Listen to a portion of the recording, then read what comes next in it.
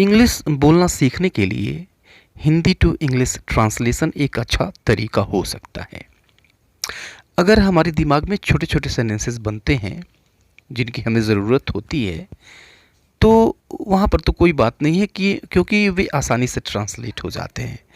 लेकिन अगर बड़े बड़े सेंटेंसेस हमारे दिमाग में बनने लगे तो फिर हमें दिक्कत हो सकती है, क्योंकि बड़े बड़े सेंटेंसेस को ट्रांसलेट करना थोड़ा ट्रिकी हो सकता है, थोड़ा सा डिफ़िकल्ट हो सकता है।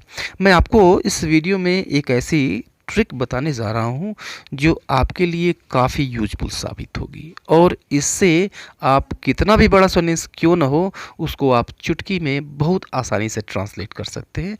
सो वीडियो को बिना स्किप किए हुए अंत तक देखें, अच्छी तरह से समझना चाहते हैं तो। So let us start the video. तो आइए पहला सेंटेंस हम लेते हैं कि भारत में गांव में आज भी लोगों के पास जीविका कमाने के लिए सिवाय खेती बाड़ी के कोई और काम नहीं है। तो अब देखिए पूरा का पूरा सेंटेंस नेगेटिव है, राइट।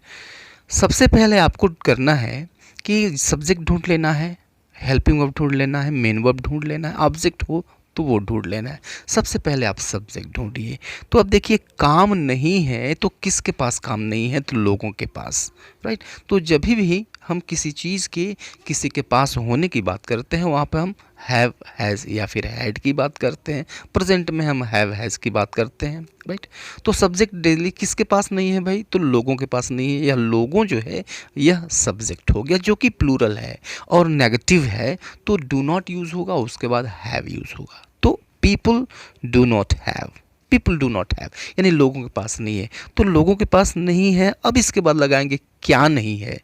तो क्या नहीं है भाई, तो कोई और काम, मीन्स एनी अदर वर्क। और अब यहाँ पर देखिए यहाँ पे आया हुआ है सिवाय। तो जो सिवाय है ये प्रपोजिशन है। जैसे हिंदी में, का, के, ना, ने, नी, पर, ये जो शब्द हैं ये प्रपोजिशन है। तो जब प्रपोजिशन होता है तो हम इंग्लिश में जब ट्रांसलेट करते हैं तो ये पीछे से ट्रांसलेट करते हैं। हिंदी के जो सेंटेंसेस हैं उसको हम उल्टा कर देते हैं। तो यहाँ पर देखिए इसके बाद हम यूज़ कर लेंगे सिवाय की इंग्लिश यानी एक्सेप्ट, और फिर यूज़ करेंगे खेती बाड़ी। उल्टा जो क्रम है वह उल्टा हो जाएगा। तो सिवाय खेती बाड़ी के मीन्स एक्सेप्ट एग्रीकल्चर, ठीक है। अब इसके बाद से क्या बच गया, तो जीविका कमाने। देखिए उल्टा चल रहा है, जो क्रम है वो उल्टा चल रहा है, हम पीछे से कर रहे हैं। तो जीविका कमाने के लिए तो पहले हम यूज़ करेंगे कमाने के लिए, उल्टा चल रहा है। तो कमाने के लिए मीन्स टू अर्न, और क्या कमाने के लिए, जीविका, टू अर्न लिवलीहुड, राइट। अब देखिए इधर क्या बच गया कि भारत में गाँव में आज भी। तो मैंने बताया कि जब भी प्रीपोजिशन आ जाए तो हम उल्टा काम करते हैं, राइट। तो भारत में गांव में means in villages in India, और आज भी मीन्स इवन टुडे, राइट। तो अब देखिए यह कंप्लीट हो जाएगा। People don't have any other work except agriculture to earn livelihood in villages in India even today. ये कंप्लीट ट्रांसलेशन हो गया। देखा आपने कितना आसान है। सबसे पहले हमने जो सेंटेंस है उसको हमने कई पार्ट्स में तोड़ लिया, और उन छोटे छोटे पार्ट्स को हमने एक साथ ट्रांसलेट करके रख दिया, और इस तरह से यह इतना लंबा सेंटेंस काफ़ी आसानी से ट्रांसलेट हो गया। दूसरा सेंटेंस देखिए कि गांव से लाखों लोग प्रतिवर्ष शहरों को काम की तलाश में जाते हैं, राइट। तो सबसे पहले क्या करना है, आपको सब्जेक्ट निकाल लेना है, हेल्पिंग वर्ब निकाल लेनी है, मेन वर्ब निकाल लेना है, ऑब्जेक्ट निकाल लेना है। तो अब यहाँ पर देखिए किसके बारे में बात हो रही है। काम तो हो रहा है जाने का, और जाता कौन है, तो लाखों लोग जाते हैं। तो ये जो लाखों लोग हैं यही सब्जेक्ट है, और इसको सबसे पहले यूज़ करना है, और उसके बाद आपको मेन वर्ब यूज़ करना है। पूरा सेंटेंस प्रेजेंट इंडेफिनिट है क्योंकि लास्ट में ते है आया हुआ है।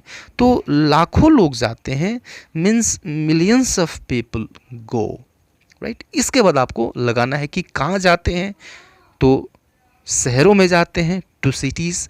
कहाँ से जाते हैं, फ्रॉम विलेजेस, गाँव से, राइट।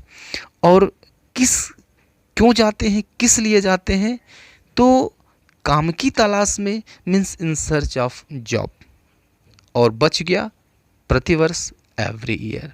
कंप्लीट सेंटेंस हो गया कि millions of people go to cities from villages in search of job every year, right. Complete sentence देखिए काफ़ी आसान हो गया जब इसको हमने छोटे छोटे पार्ट्स में ब्रेक कर दिया।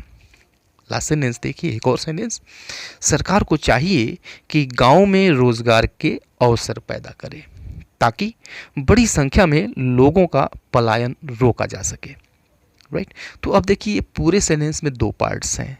यहाँ पर जो ताकि है यह इन दोनों को आपस में जोड़ने का काम कर रहा है।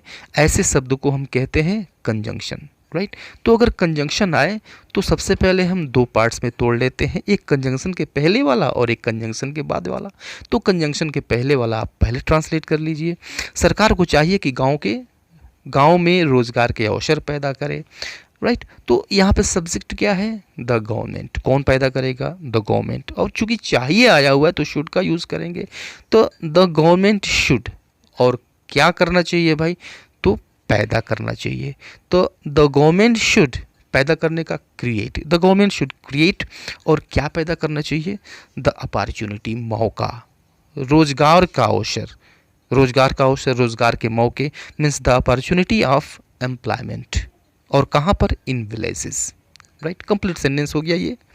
The government should create the opportunity of employment in villages, right. और आगे दूसरे सेंटेंस में आ जाइए, दूसरे पार्ट में आ जाइए।